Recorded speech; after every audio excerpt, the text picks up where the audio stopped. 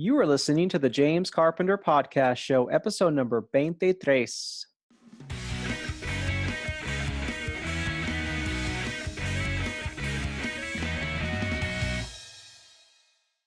Welcome back, everyone. It's good to be here.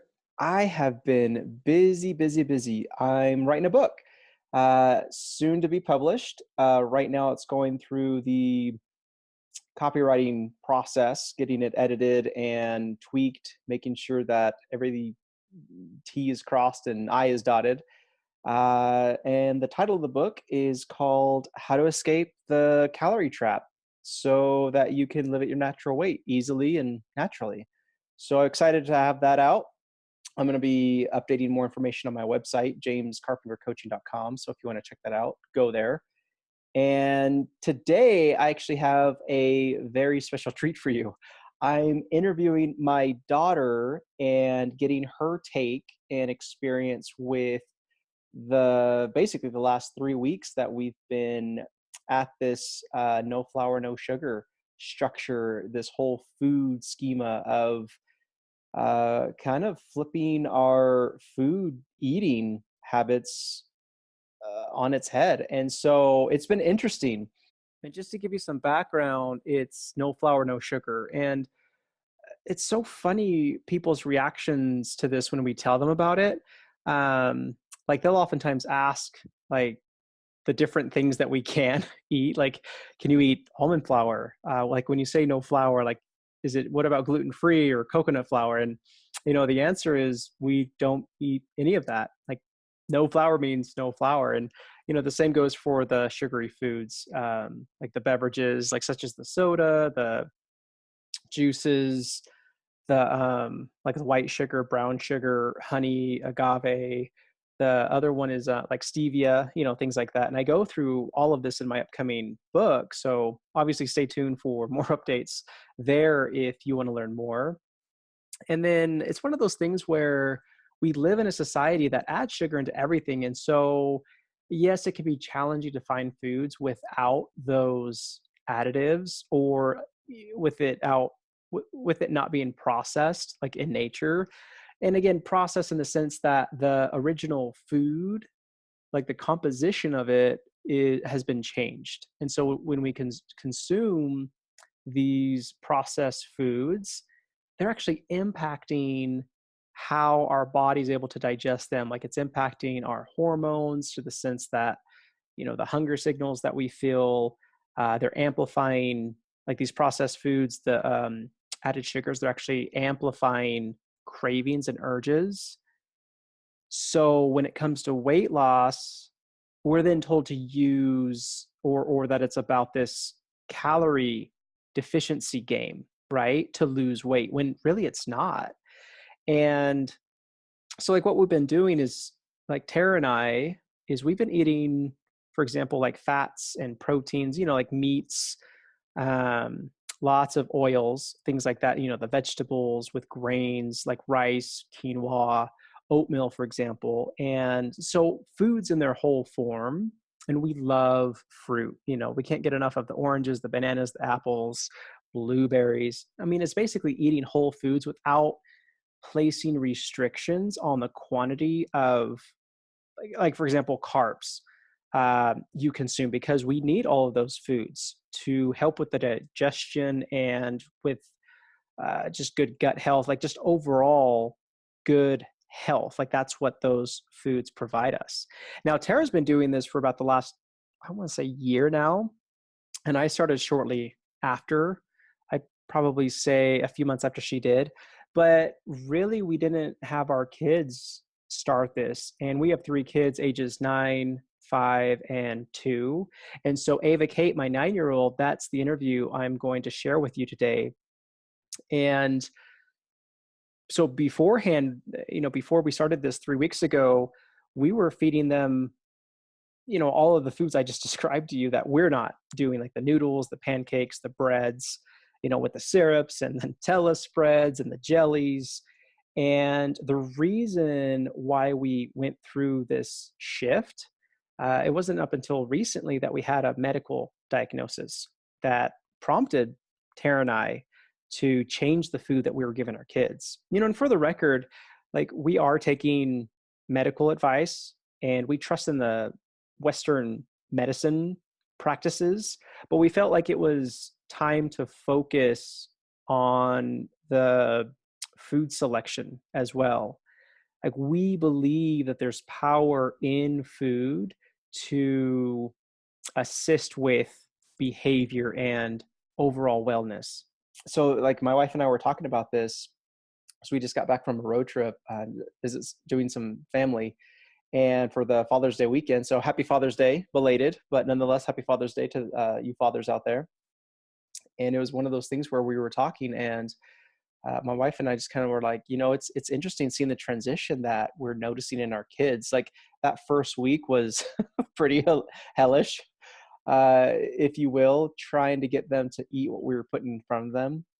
But it seems to have gotten easier, especially like when we would go out to eat. Like, they just kind of have gotten into this rhythm, like this routine where it's like, yeah, okay, well, I know I can't have this, this, and this, but we decided to do a podcast on it to share with you, not only, talk to you about our insights, but you're going to hear it from a kid. So stay tuned, and I hope you enjoy.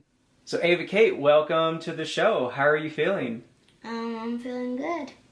Yeah? Yeah. So I'm going to go through some questions and ask you your experience with how we've been trying to cut out the flour and the sugar, and people listening in will get a kid's perspective, your perspective at what it's been like, because we've been doing this now for the last 2.5 weeks, 3 weeks, okay? Yeah, 3. 3 weeks, yeah. We'll say 3 weeks. All right, so first question. What have you noticed anything different with how you feel and your body with not eating flour and sugar? I've noticed that I'm not as hungry as I used to be, because when I used to have flour and sugar every single day, I would be super duper hungry. Like, I'd be like eating and eating and eating. But now, since I don't eat flour or sugar that much anymore, I'm not as hungry anymore as I used to be when I ate flour and sugar. Do you think it's gotten easier? Yes, I do, because as we started it, it was really hard, because like, you were like, oh, I want to eat flour and sugar so bad. And now it's like, it's okay, I don't want to eat it, because I'm used to not having flour and sugar anymore. Like, it's easier to not eat flour and sugar since we've been doing this for about like 3 weeks now. Yeah, but that first week, it was rough. I ate flour and sugar all week long. Right, because it was one of those things where we would put a meal in front of you when we first started this. Yes. And do you remember what you and your brother would do? Ew, this is gross. I don't want to eat this. What else? Spaghetti and meatballs. What about, like, what's another? What about pancakes and waffles? Yeah. And all the yummy flour and sugar. Why can't we just have 25 scoops of sugar and flour and crackers? What's been the hardest part of not eating flour and sugar? I think it is trying to resist eating flour and sugar since we go to this daycare, and they provide so many good things like graham crackers, popsicles, a lot of stuff that is flour and sugar, and I have to resist all of the good stuff. And it's super hard to resist eating flour and sugar. Since you're going to see other kids do it, it's just super hard to resist it and not eat it. Yeah, but why don't you give us some insight, because we do allow our family, like, we do allow you to have one cheat day, right? Yes. And but so, like in the weeks where I have to resist the flour and sugar. Yeah. Do you think that that's a good thing or bad thing that we're having you resist the no flour, the no sugar? I think it's kind of a good thing, because then we won't be as hungry. And plus, this is a hard question. It's okay. I think it's good that we're trying to resist it, because if we kept on eating flour and sugar, our body they wouldn't know how to use it. Like, it would just keep on storing up, like, the flour and sugar. Imagine this, like, it's like putting stuff under your bed, and when it's all the flour and sugar is under your bed and there's no more room, put it in your closet, and then in your whole room, and then it keeps on going and going and going till, like, your whole house is filled up with flour and sugar. But when you don't eat flour and sugar, it isn't as full. Like, your bed only has, like, just a little specks of it, like little tiny, like, dust bunnies of it. Yeah, that's awesome. That's a really good analogy. And you just came up with that on the spot, yeah? Yeah. Okay. Even the dust bunnies. So do you think it's weird being at daycare and you don't eat some of the same snacks as the other kids? Yes, I think it's really weird. Why? Talk to me about that. It's because, like, me and my brother and sister are, like, the only kids in the whole entire school who do not eat flour or sugar. And it's so weird because we have to, like, have these other snacks. Like, one day they had, like, pretzels and, like, other flour and sugar, I forgot. And we had to have, like, pepperoni and, cheese stick. Oh, yeah. They had yogurt and graham crackers yesterday. And we had a pepperoni and a cheese stick. So you still were able to eat a snack, it was just different. Yes, it's really weird just having a different snack than all the other kids in the whole entire school. And I bet there's like 50, 20. Okay. Yeah, you have quite 20. A few kids. Yeah, 20. So talk to me about what your favorite meal is or has been that doesn't have the flour and the sugar. I think it might be the blueberry oatmeal without any flour and sugar from the Oshi Glow's cookbook. Yeah, so we found this recipe from Oshi Glow's cookbook. So what are the ingredients? Because you're able to make that by yourself. So what are the ingredients that we add to that? So it's oats, bananas, almond butter, coconut oil, coconut milk, but we use... we sometimes substitute with heavy cream. Yeah, heavy cream. It's just, you can do coconut milk or heavy cream, same thing. Doesn't taste any different. And then there's also... toppings, the frozen blueberries. Yeah, like the frozen blueberries. That is an option. Option. Yeah, option if you want to put blueberries or not. Okay, so last question. Have you noticed if food tastes any different since you've been doing this?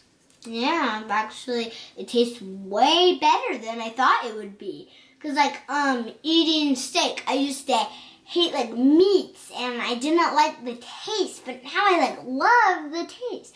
And now I'm starting to find out that I don't like lots of flour and sugar things. Like, I don't like sugar cookies and, like, sugar frosting, and, like, there's a lot of things that I just don't like of flour and sugar. Does it do something to you, like when you eat a sugar cookie? Like, does it make you feel sick or anything, or it just doesn't taste good? It makes me feel like barfing, and like, it makes me feel sick, and it makes this yucky feeling, and I just hate it, and ugh. Whereas beforehand, you loved them. Yes, I love them so much, but now, as I've been not eating flour and sugar, I've been realizing that I just liked it because I've been having so much flour and sugar, and since I've been eating vegetables, fruits, grains, dairies, I've been actually not liking lots of flour and sugars that I didn't know that I didn't like. Has it gotten any easier? Yeah. How? I thought about it because it's easier.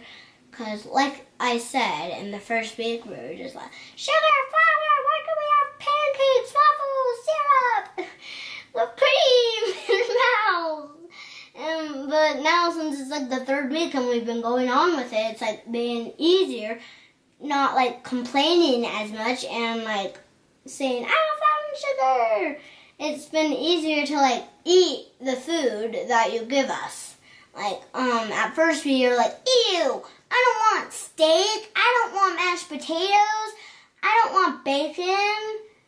Ew, but now I'm like, bacon's good, mashed potatoes, steak, meat, dairy, yum, except milk. Yeah. So how have you been feeling overall? I've been feeling actually good, healthier. I don't know what that actually should feel like, but I've been feeling like healthier, not as like hungry. Yeah, that's a big part of it, huh? Yeah, like once you have flour and sugar, you're like eat because you're so addicted to it. Like ooh, have a pancake. Ooh, I need like 50,000 more pancakes and syrup and waffles and crackers and noodles. And now, if you don't have it, you're like, I'm not as hungry. You only have you can stay till breakfast, lunch, and dinner. Stay through it and through the whole entire night. So talk to me about, like, if other kids wanted to do this, how would you tell them about it and why they should do it? I would tell them about it, they should do it because it's healthier for you, and flour and sugar isn't good for your body. Cause, like I said, it can go overflow your whole entire house, cause you are so addicted to flour and sugar. And if you eat your vegetables, fruits, and like have cheat days like us on Fridays, or like other days as long as you want, it's actually been getting easier, and there's only like a few little specks under your bed of flour and sugar. It's not overflowing your whole entire house. The thing that is overflowing your whole entire house is all the goodness. Like all the vegetables, the dairy, the fiber, the grains, all that good stuff. Okay, so what would you say if somebody wants to start this? What would you tell them is the first thing that they need to do?